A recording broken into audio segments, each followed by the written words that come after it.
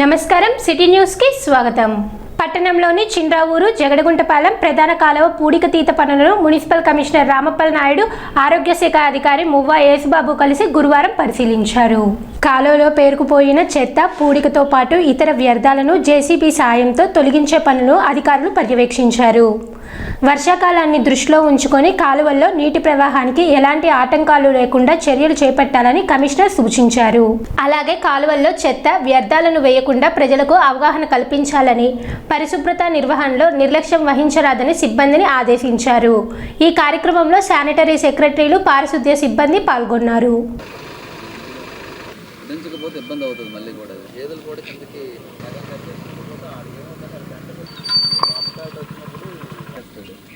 లాగినప్పుడు ఒక మనిషిని పెట్టుకొని దాన్ని మనం మెయింటెనెన్స్ సరిగా లేదు.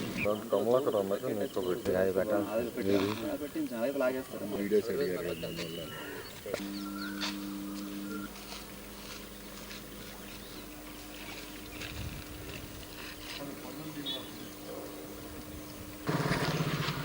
ఇది కిందకి వెళ్ళదా? ఇది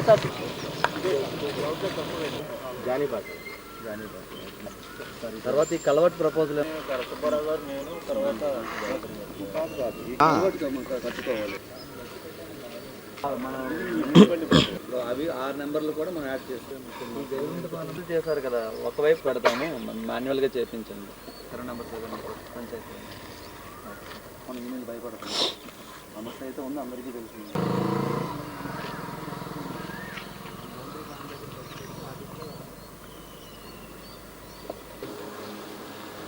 ఇదంతా పోయి అగ్రికల్చర్ అంత వరకు ఇలాగే ఉంటుంది.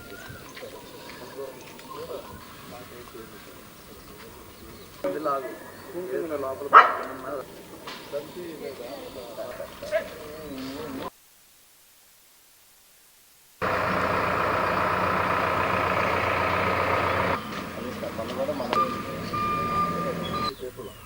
పంటకాలం మూసిపోయింది. వాళ్ళ రైతులు వాళ్ళు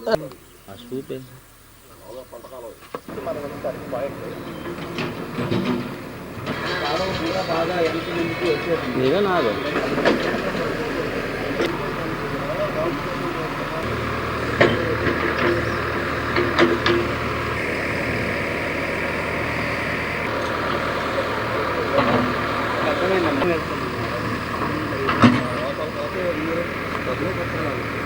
అక్కడ పని చేస్తామంటున్నారా?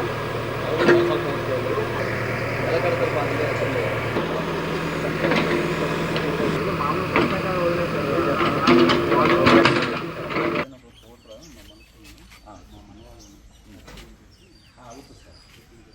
ఇది ఒకటి అయిపోయింది. అంతవరకు అందలేదేమో మొదలు అయిపోతే ఇబ్బంది కాకుండా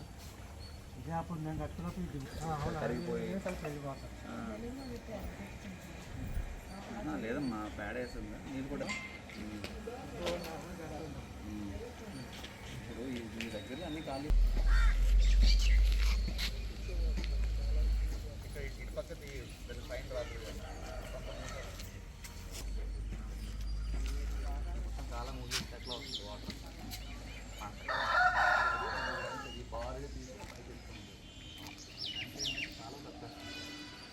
12వ వార్డులో ఉన్నటువంటి మేజర్ డ్రైన్ వైకుంఠపురం నుండి ఈ 12వ వార్డు ఐటెక్ కాలేజ్ పక్క నుండి ఈ పొలాలకు వెళ్ళేటువంటి డ్రైను, ఇది మేజర్ డ్రైన్. ఇది దీనిలో మనకి డీసిల్టేషన్ వర్క్స్ అనేటువంటివి జరిగాయి. ఈ డ్రైన్ నిర్మాణం సంబంధించి గౌరవ మంత్రివర్యులు 50 లక్షల రూపాయలను కూడా కేటాయించడం జరిగింది. ఆ వర్క్ ఇంకా మొదలు కాలేదు.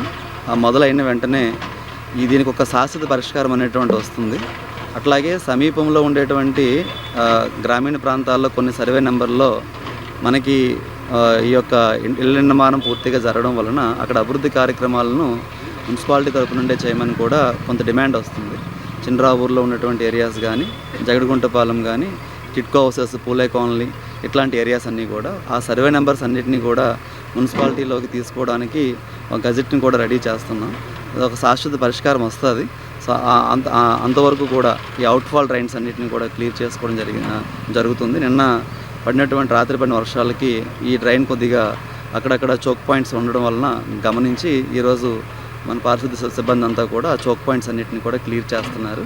త్వరలోనే ఈ యొక్క డ్రైన్కి పరిష్కారం లభిస్తుందని అనుకుంటున్నాను. తెనాలి పురపాలక సంఘం పరిధిలో కొన్ని ప్రాంతాల్లో ఈ ఇళ్లల్లోనే ఆవులు అనేటువంటివి కట్టడం అనేది జరుగుతుంది.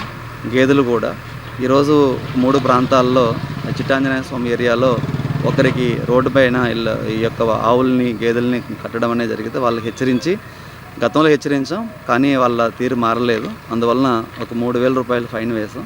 రేపు కూడా ఇట్లాగే జరిగితే వాటిని అన్నీ కూడా మున్సిపాలిటీ స్వాధీనం చేసుకుంటుందని చెప్పి హెచ్చరించడం జరిగింది. అట్లాగే గురవీ కాలనీ అపర కర్మశాల ఏరియాలో కూడా ఇళ్లల్లో ఇంటి ముందులో ఈ గేదెలను పెంచేటువంటి వాళ్ళు ఉన్నారు. వాళ్ళకు కూడా తిరిగి చెప్పడం జరిగింది. ప్రజలకు ఎలాంటి అసౌకర్యం కలగకుండా ఆ పేడ అట్లా అన్నీ కూడా కాలువల్లో కలవకుండా తగిన జాగ్రత్తలు తీసుకోవాలని, ఇంకా సొంత స్థలాలు ఊరికి బయట ఏమైనా ఉంటే అక్కడ కూడా ఏర్పాటు చేసుకోమని చెప్పడం జరిగింది. కాబట్టి ఈ యొక్క ఆవుల పెంపకందారులు, గేదెల పెంపకందారులు ఇళ్ల మధ్యలో ఈ పెంచడం వలన ప్రజలకు అసౌకర్యం కలుగుతుంది. కాబట్టి దయచేసి మీకు అనుకూలమైనటువంటి సొంత స్థలాలు ఊరికి బయట వీటిని ఏర్పాటు చేసుకోవాలని విజ్ఞప్తి చేస్తున్నాను. తెనాలిలోని సహాయ సాంఘిక సంక్షేమ కార్యాలయం వద్ద అఖిల భారత విద్యార్థి సమైక్య ఆధ్వర్యంలో విద్యార్థుల సమస్యల పరిష్కారం కోసం నిరసన చేపట్టారు. రాష్ట్ర సమితి పిలుపు మేరకు నిర్వహించిన ఈ కార్యక్రమంలో ఏఎస్ఎఫ్ గుంటూరు జిల్లా అధ్యక్షులు గండు శివ, జిల్లా కార్యదర్శి బండారపు యశ్వంత్ రఘువీర్ పాల్గొని ప్రభుత్వ బీసీ, ఎస్సీ, ఎస్టీ, మైనార్టీ హాస్టళ్లలో నెలకొన్న సమస్యలను వెంటనే పరిష్కరించాలని డిమాండ్ చేశారు. పెరిగిన ధరలకు అనుగుణంగా మెస్ ఛార్జీలను 2,500 రూపాయల నుండి 3,000 రూపాయలకు పెంచాలని, పెండింగ్లో ఉన్న మెస్, కాస్మోటిక్ బిల్లులను విడుదల చేయాలని కోరారు. జిల్లాలో అనేక హాస్టళ్లు అద్దె భవనాల్లో కొనసాగుతున్నాయని, విద్యార్థులకు అవసరమైన మౌలిక వసతులు కల్పించేందుకు కొత్త భవనాలు నిర్మించాలని ప్రభుత్వాన్ని డిమాండ్ చేశారు. అలాగే ఖాళీగా ఉన్న వార్డెన్, కుక్, అటెండర్, ట్యూటర్ తదితర పోస్టులను భర్తీ చేయాలని విజ్ఞప్తి చేశారు. అనంతరం తమ డిమాండ్లతో కూడిన వినతి పత్రాన్ని కార్యాలయ సిబ్బందికి అందజేశారు. ఈ కార్యక్రమంలో ఏఎస్ఎఫ్ రాష్ట్ర నాయకుడు పాసం వెంకటేష్, జిల్లా సహాయ కార్యదర్శి అమర్నాథ్, సాయి, రాహుల్, జానీ భాషా, విక్కీ, దిశాన్, హేమంత్ తదితరులు పాల్గొన్నారు. సమైక్య ఏఐఎస్ఎఫ్ రాష్ట్ర సమితి పిలుపులో భాగంగా ఈరోజు ఏదైతే మరి స్థానిక సంక్షేమ హాస్టల్స్లో ఏదైతే పెండింగ్లో ఉన్న మెస్ కాస్మెటిక్ ఛార్జెస్ కానీ మరి కుక్ కమాటీ పోస్టులు వెంటనే భర్తీ చేయాలని, అదేవిధంగా ఏదైతే సంక్షేమ హాస్టల్స్లో చదువుకున్న విద్యార్థులు ఎదుర్కొన్న సమస్యల్ని వెంటనే పరిష్కరించాలని ఏఎస్ఎఫ్ ఆధ్వర్యంలో ఈరోజు తెనాలి నియోజకవర్గంలో పెద్ద ఎత్తున ధర్నా నిర్వహించడం జరిగింది. ఏదైతే మరి గత ప్రభుత్వంలో పాదయాత్ర చేస్తున్న నారా లోకేష్ గారు ఇచ్చిన హామీలు, మేము అధికారంలోకి వచ్చిన వెంటనే మెస్ కాస్మెటిక్ ఛార్జీలు పెంచుతామని, అదేవిధంగా ఖాళీగా ఉన్న కుక్ కమాటీ పోస్టులను భర్తీ చేసి విద్యార్థులకు న్యాయం చేస్తామని కళ్ళబొల్లి మాటలు చెప్పి అధికారంలోకి వచ్చారు. వచ్చి దాదాపు 18 నెలలు అవుతుంది, ఇంతవరకు ఒక కుక్ కమాటీ పోస్టులను భర్తీ చేయలేదు. అఖిల భారత విద్యార్థి సమాఖ్య ఏఐఎస్ఎఫ్ రాష్ట్ర సమితి పిలుపులో భాగంగా ఈరోజు గుంటూరు జిల్లాలోని తెనాలి నియోజకవర్గంలో సాంఘిక సంక్షేమ భవన్ నందు ధర్నా కార్యక్రమం చేపట్టడం జరుగుతుంది. ఈరోజు ముఖ్యంగా ఈ రాష్ట్రంలోని విద్యార్థులు ఎంతోమంది పలు చోట్ల నుంచి ఈరోజు సంక్షేమ హాస్టల్లో చదువుకోవాలని చెప్పి పేద విద్యార్థులు వాళ్ళ తల్లిదండ్రులు చదువు అప్పగించలేని పరిస్థితుల్లో వాళ్ళ పిల్లల్ని ఈరోజు సాంఘిక సంక్షేమ హాస్టల్లో వదిలిపెట్టి చదివిస్తూ ఉన్నారు. ఈరోజు రాష్ట్ర ప్రభుత్వాలు ఎలా వ్యవహరిస్తున్నాయంటే ఈరోజు ఏమాత్రం పట్టనట్టుగా ఈరోజు నారా లోకేష్ గారు ఏదైతే ప్రస్తుత విద్యాశాఖ మంత్రి యువగలం పాదయాత్ర నిర్వహించినప్పుడు సాంఘిక సంక్షేమ హాస్టల్లో మొగ్గుతున్నటువంటి విద్యార్థులకి ఎంతోమందికి విద్యార్థులకి మెస్ ఛార్జీలు పెంచుతాం, మీకు ఏ సమస్యలున్నా మేము పరిష్కరిస్తామని చెప్పి ఆ రోజు నమ్మించి విద్యార్థుల తల్లిదండ్రుల దగ్గర నుంచి నమ్మించి మాయమాటలు చెప్పి ఓట్లు వేయించుకున్నారు. ఈరోజు అధికారంలోకి రాగానే అమెరికాలు, యుఎస్లు, యూకేలు అని చెప్పి తిరుగుతూ ఈరోజు ఒక్క సాంఘిక సంక్షేమ హాస్టల్ కూడా విజిట్ చేయకుండా వాళ్ళ విద్యార్థుల సమస్యలు పట్టించుకోకుండా వాళ్ళ సమస్యలు తెలుసుకోకుండా చూస్తూ ఉన్నారు. ఈరోజు అఖిల భారత విద్యార్థి సమాఖ్య ఒకటే తెలియజేస్తూ ఉన్నాం, రానున్న రోజుల్లో ఎస్సీ, ఎస్టీ, బీసీ ప్రతి పేద విద్యార్థులకి న్యాయం చేయని పరిస్థితుల్లో మాత్రం ఉంటే మీరు ఖచ్చితంగా పెద్ద ఎత్తున ధర్నాలు నిర్వహిస్తామని చెప్పి తెలియజేస్తా ఉన్నాం. మంగళగిరిలో మంత్రి నారా లోకేష్ వైసీపీ అధినేత జగన్ పై తీవ్ర విమర్శలు చేశారు. పులివెందుల ఎమ్మెల్యే ఏపీలో ఉండి ప్రజల మధ్య తిరిగితే తమ ప్రభుత్వం 2 ఏళ్లలో చేపట్టిన సంక్షేమ అభివృద్ధి కార్యక్రమాలు తెలుస్తాయని అన్నారు. ఓట్ల జాబితాల విషయంలో వైసీపీ చేస్తున్న ఆరోపణలు ఖండించిన లోకేష్ ఎవరి ఓట్లు తొలగించాల్సిన అవసరం తమకు లేదని, ఓటర్ నమోదు ప్రక్రియను పారదర్శకంగా నిర్వహించడమే ప్రభుత్వ లక్ష్యమని స్పష్టం చేశారు. మహిళల పట్ల వైసీపీ నాయకుల వైఖరిని తప్పుపట్టిన మంత్రి గొడ్డలి బ్యాచ్కు మహిళలను గౌరవించడం తెలియదని విమర్శించారు. మహిళలను కించపరిచే వ్యాఖ్యలను తమ ప్రభుత్వం ఎట్టి పరిస్థితుల్లోనూ సహించదన్నారు. డిఎస్సి అంశంపై స్పందిస్తూ జగన్ ఎన్ని జన్మలెత్తినా డిఎస్సిని ఆపలేరని అన్నారు. తమ ప్రభుత్వం పారదర్శకంగా ఉపాధ్యాయ నియామకాలు చేపట్టిందని, డిఎస్సిపై ఎప్పుడైనా బహిరంగ చర్చకు సిద్ధమని సవాల్ విసిరారు. డిఎస్సిపై వైసీపీ చేస్తున్న ఆరోపణలు నిరాధారమని పేర్కొన్నారు. భారతదేశ చరిత్రలో ఏ రాష్ట్రం ఇవ్వని విధంగా 4,000 రూపాయల పెన్షన్ వృద్ధులకి ఇస్తున్నాం, 6,000 రూపాయలు ప్లస్ వికలాంగులకి ఇస్తున్నాం. ఇంకో పక్కన ఉచితంగా 3 గ్యాస్ సిలిండర్లు అందజేస్తా ఉన్నాం. ప్రతి ఏడా 3 గ్యాస్ సిలిండర్లు అందజేస్తున్నాం. మహిళలకి బస్సులో ఉచితంగా ప్రయాణించే హక్కు కల్పిస్తా ఉన్నాం, అది కల్పించాం. ఇంకో పక్కన మీరు చూస్తే తల్లికి వందనం కింద ఇంట్లో ఎంతమంది బిడ్డలు ఉంటే అంతమంది బిడ్డలకి డబ్బులు వేస్తా ఉన్నాం. మొదటి విడత వేసాం, రెండో విడత జూలై మాసంలో వేస్తున్నాం. ఇంతేకాకుండా మత్స్యకారుల సేవలో వాళ్ళకి డబ్బులు మొన్న వేసాం. ఆటో వాళ్ళ సేవలో డబ్బులు త్వరలో ఇవ్వబోతున్నాం. అన్నదాత సుఖీభావ కింద ప్రతి ఏడా కేంద్ర రాష్ట్ర ప్రభుత్వం కలిసి 20,000 రూపాయలు వేస్తాను, అది వేసాం. ఇట్లా ఇచ్చిన హామీలని ఒక పద్ధతి ప్రకారం నిలబెట్టుకుంటూ వెళ్తున్నాం. గౌరవ పులివెందుల శాసనసభ్యులు బెంగళూరులో కాకుండా ఆంధ్ర రాష్ట్రంలో నివసిస్తే వాస్తవాలు తెలుసుకునే అవకాశం ఉంటుంది. ఆయన సొంత నియోజకవర్గంలో నివసించాడు. ఆయన చూస్తే బెంతాహే అని పేరు పెట్టారు. అంటే బెంగళూరులో ఉంటాడు, తాడేపల్లిలో ఒక రోజు, హైదరాబాద్లో మిగిలిన రోజు. అలా ఉంటే వాస్తవాలు ఎటు తెలుస్తుంది? రాండి, ఫీల్డ్లో తిరగండి, వాస్తవాలు తెలుసుకోండి. ఎక్కడ అరకొర తప్పులుంటే తెలియజేయండి, సరిదిద్దడానికి ప్రభుత్వం సిద్ధంగా ఉంది. ఎవరు ఓట్లు తీయాల్సిన అవసరం మాకు లేదు. మేమే ఇన్వాల్వ్ అయ్యి అందరిలో ఓటు నమోదు పకడ్బందీగా జరగాలనేదే మా పార్టీ కూటమి లక్ష్యం. కలిసికట్టుగా మేము పనిచేస్తున్నాం. ఇప్పుడు కావాలని ఆరోపణలు చేస్తున్నారు. మా దగ్గర ఉన్న డేటా అంతా పబ్లిక్లీ అవైలబుల్ డేటా. వాళ్ళు కొంచెం ఐటీలో అవగాహన లేని వ్యక్తులు ఏదంటే అది మాట్లాడతారు. మాకు కొంచెం ఐటీ అవగాహన ఉన్న వ్యక్తులు కనుక ఒక యాప్ తయారు చేసి మా కార్యకర్తలకు సులభంగా చేసాం. విజనరీకి చాలా తేడా ఉంటుంది సార్. ప్రిజనరీ ఎప్పుడు ప్రిజన్ వైపు అంటే జైలు వైపు చూస్తాడు. రౌడీలు ఉంటారు ఆయన చుట్టూ, మహిళల్ని తిట్టే వాళ్ళు ఉంటారు, మహిళల్ని కించపరిచే విధంగా మాట్లాడే వాళ్ళు ఉంటారు.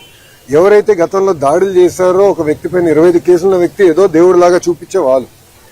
విజనరీ ఎప్పుడు ప్రజలకు ఉద్యోగాలు కల్పించాలి, ఉపాధి కల్పించాలి, ఎప్పుడు లేని విధంగా పెట్టుబడులు తీసుకురావాలి మా లక్ష్యం. ఈరోజు భారతదేశంలో 100 రూపాయలు పెట్టుబడులు వస్తే 25 రూపాయలు ఆంధ్ర రాష్ట్రంకి వస్తున్నాయి. దాని కారణం ఏంటి? బ్రాండ్ సిబిఎన్ పెద్ద ఎత్తున పెట్టుబడులు తీసుకొస్తున్నాం, ఇంకా తీసుకొస్తాం. అన్ని అయిపోయింది అనట్లా, ఇంకా చేయాలి. మాలో కసి ఉంది. అంత యంగ్ కేబినెట్, యంగ్ శాసనసభ్యులు ఉన్నారు, పనిచేయాలని తపనుంది. మీరందరూ చూస్తున్నారు. గౌరవ ముఖ్యమంత్రి గారు కూడా 76 సంవత్సరాల వయసైనా ఆయనే హాయిగా కొబ్బరికాయ తీసుకుంటారు, కిందనే కొడతారు, సైకిల్ ఎక్కుతాడు, ఆయనే దొక్కుతాడు. పులివెందుల ఎమ్మెల్యే అది కూడా చేయలేడు. ఆయన 5 సంవత్సరాలు ఒక్క పరిశ్రమ తీసుకురాక ఉన్న పరిశ్రమలు తరిమేశాడు ఆయన. అదాని డేటా సెంటర్ 2019లో మేము శంకుస్థాపన చేస్తే అది రానికుండా చేశారు. ఇంకో పక్కన ఫాక్స్కాన్ తరిమేశారు, ఫ్రాంక్లిన్ టెంపుల్టన్ తరిమేశారు, అమర్ రాజా బ్యాటరీని తెలంగాణ తరిమేశారు.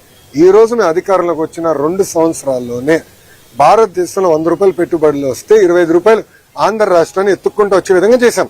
అది తట్టుకోలేక గౌరవ హోంమంత్రి గారు ఆమె వేసుకున్న బట్టల పైన అట్లా మాడటం చాలా చాలా బాధాకరం.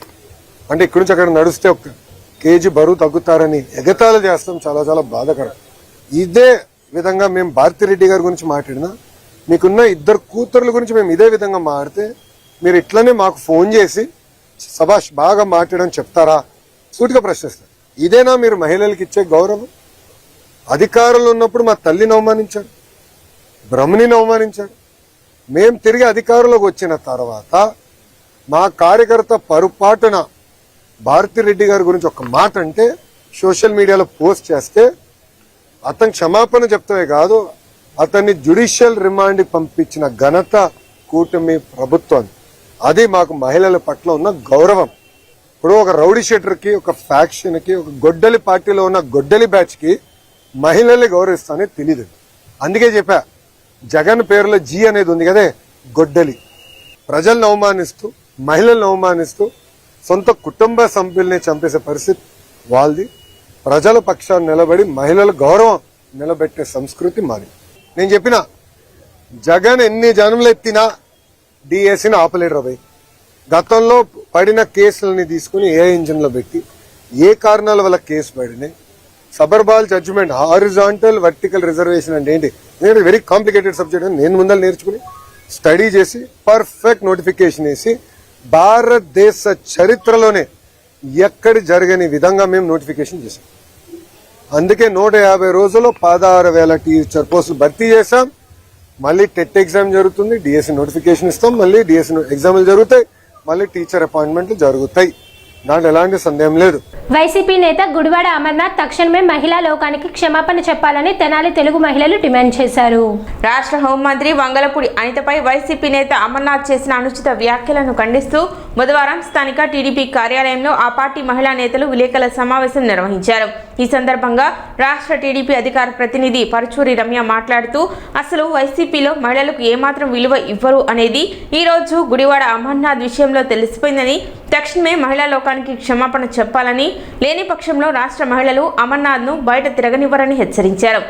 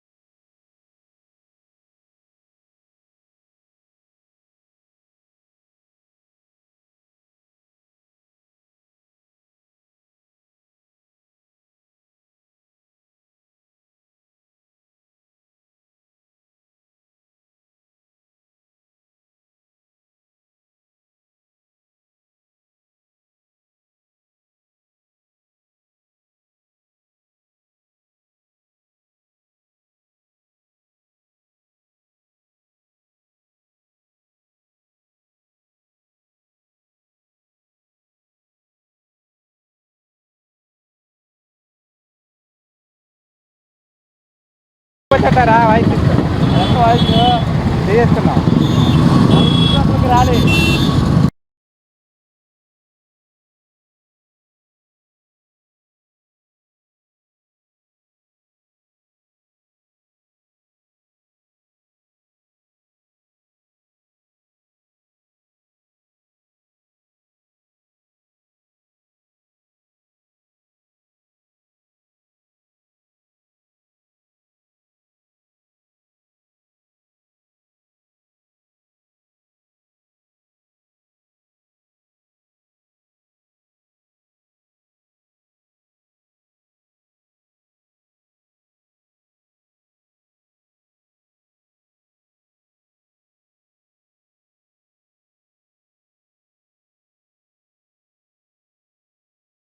కార్యక్రమంలో కిలారి అనిత, దేవినేని రమాదేవి, యనమల అనిత, గుమ్మడి భావన, దివి అనిత, కామేశ్వరి, వాసిరెడ్డి సులోచన తదితరులు పాల్గొన్నారు.